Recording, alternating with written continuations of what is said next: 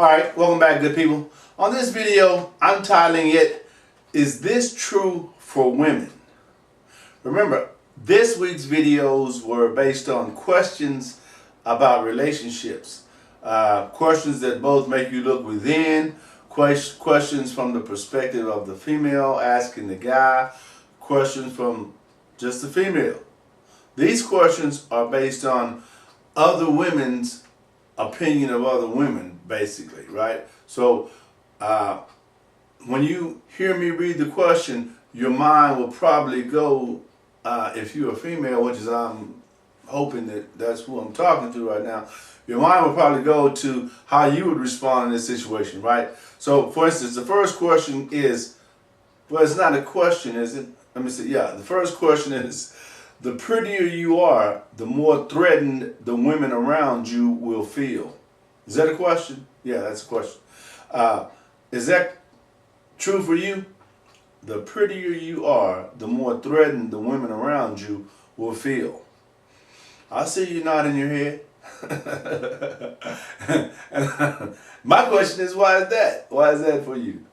I mean, I understand, if she's really pretty and you're pretty too, she may be really pretty, but what about like handsome guys? If a handsome guy, a really, really handsome guy, and then somebody like me walks in the room, I'm gonna look at him like, well, I bet the women love him.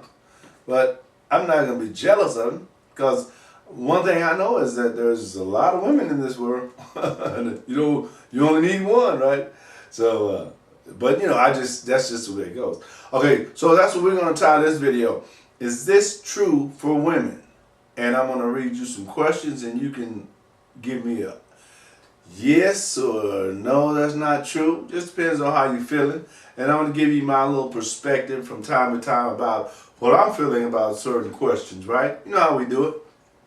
All right, so the second question is, the bigger the words, the smaller your audience feels.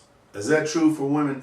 If a woman is using big words, or if a man is using big words, does that make his audience feels less or smaller? I don't know. I think that a lot of times they don't understand what they're saying. I mean, the audience doesn't understand what they're saying, and maybe they do, but if that's the only way they can speak is in that language, that's all they know. A lot of times people that have the information or have the know-how don't really have the know-how to break it down to what we call layman's terms, right? Where, anybody can understand it. And that's really where the genius comes in, is being able to break it down in segments where anybody can get it, right? That's what I think about that. All right, the next question is, the most critical people are often the ones who have been the most criticized. Is that true? The most critical people are often the ones who have been the most criticized. I can see how that would be true. Can you see how that would be true? If you're being hurt over and over and over, you would be more apt to become hurtful, right? Because you want to retaliate, or you want to give that back because you continually get it. Although I do believe that's a disorder too. Not sure, but just saying. Okay, the next one is, when you walk into a room, does your presence say, here I am, or there you are? Good question, right? Think about that and be honest. When you walk into a room, how do you feel? Do you feel like, here I am, now we can start? Or do you feel like, there you are, I've been looking for you, right? That's something to ponder. Number 5, once a woman perceives that you outdressed her, the only line you will be crossing is the line marked enemy territory. Is that true for women? If you're a really nice dresser, female, you're probably like that most of the time. And whatever environment you find yourself in, quite often you're going to be overdressed, which I don't consider being overdressed. It's just dressed differently.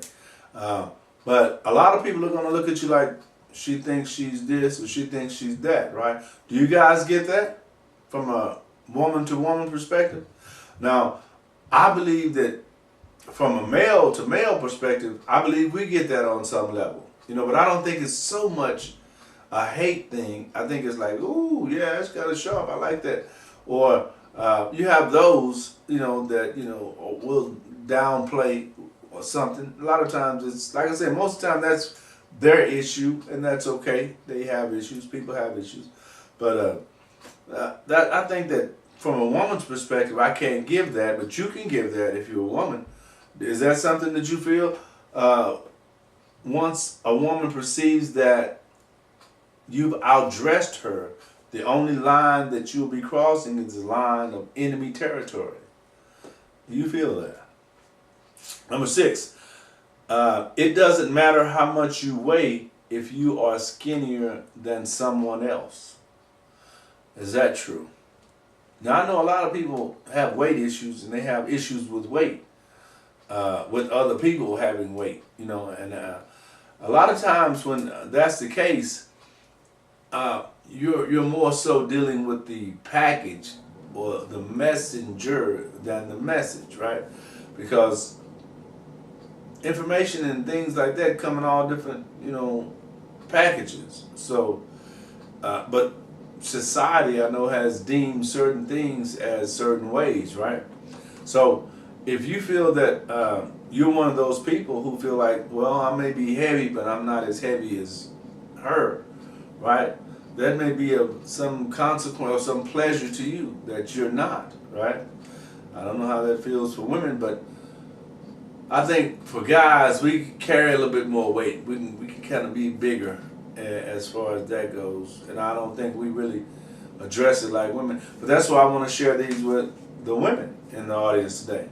Okay, number 7. If you are a person with a unbulging opinion, realize that most of the world operates in shades of gray. Now, unbudging, or it's unbudging opinion. If you are a person with an unbudging, in other words, you're not changing your opinion. You're sticking there. See, if you just stick with something, right or wrong, good or bad, up or down, you could be wrong about it. And why wouldn't you change when you get the understanding that you were wrong? Why would you still stick to that? I ask that question all the time. If you have an understanding or a belief in something, even a belief, now beliefs are deep, and you find out that it's not that way at all, or not that way anymore, why would you still continue to believe that? That baffles me. All right, the next one. With God, this is with guys. With guys, winning and losing is just a part of a relationship. No. With guys, winning and losing is just a part of establishing a relationship. Okay, all right. With women, the only winners are those who make you feel like you won. Right? I don't know about that one. Women. And finally, for women and men, the wealthier you are, the more out of touch you may be with reality or with real people problems. And this may leave you with a bunch of what they call fake friends. Do you agree or disagree? Well, I agree with the fact that wealthier people are more likely to be out of touch with a lot of things because certain things they outsource or don't have to deal with. So, yes, they would be more likely to attract people on that level who have money, but I don't know if it would be from a friend perspective. Because I know a lot of people who are not necessarily wealthy, but they don't really deal with people who are not on their level. When I say that, a couple $100,000 a year, if you're not in that window and up, we're going to see you when we see you, right? I don't know about that. I believe you can be friends with anybody on any level, and I believe you should. But everybody's not going to be in your circle, right? And just because they're not in your circle doesn't mean they're not in your world, because you can address people as that goes. But when you create a team or building a circle, that can't be a big circle. That can't be like 30 people deep. No, that'll never work. You have to be strategic, and you have to, do your research on your people you recruit and bring them in. All right, that's going to be this week's videos. I hope you've enjoyed those. I made a few blunders along the way, but that happens. But I want you to understand, that's okay. That's not a problem. See, that's what I want you to get with this. You can start this process anytime you want. You got your own phone, you got your own recorder in that phone. You position that phone where you can see yourself, and you write a script. You make a little, maybe a 300-word script that you can repeat. You can talk about something. And then you play that video back and watch yourself and see what you need to correct. See where you need to position yourself. Do I need to sit with the door to my back, or do I need to sit with this like that? Right? However you want to do that. But if you start to do that, and then you upload that to a couple of places, like well, no, I won't say upload it because you may not have a YouTube channel. But if you have a Facebook page, probably you can just put that on your Facebook link, right? And just practice doing that so you can get comfortable doing that. So that as you create those, you can just upload them. Like with my system, I automatically upload mine to YouTube, because I have a YouTube channel. So I have to upload these videos to YouTube. And then, you got to name them, you got to put the keywords in there, you got to put the description, and you want all that to be in sync, right? You want it to get the best bang for your buck from an SEO perspective, search engine optimization. You want those search engines to be able to find you, right? Now, initially, you might have difficulty getting that set up, and that's okay. Don't worry about that. Just start the process. If you just start the process, what will happen is, over time, keep watching these videos. Keep watching other people who are doing things. Keep watching people who I suggest to you. Because what I don't do is I don't screen capture. I don't do videos like that, because I prefer this type of video. Now, there are a lot of people on YouTube who have the actual screen capture, where you can watch their actual screen and what they're doing. That's one of the ways that I learn. That's one of the ways I suggest you learn. So if you're willing to or interested in starting your own business, then some of the videos that I create, I'll leave a link for you to follow some of those people.